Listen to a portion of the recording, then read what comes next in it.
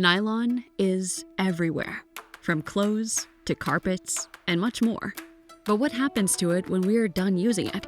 Traditionally, nylon waste ends up in landfills or incineration, adding to our waste problem.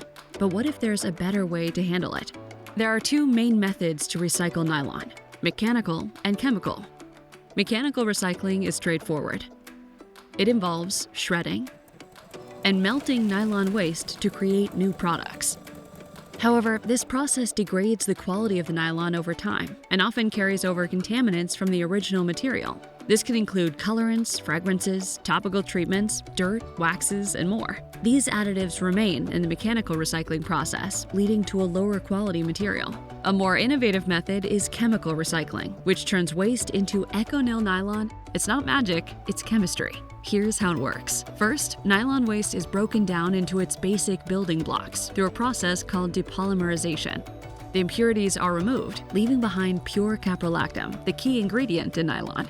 The purified ECONYL caprolactam is then used to build brand new nylon with the same characteristics as standard nylon, with a better origin story.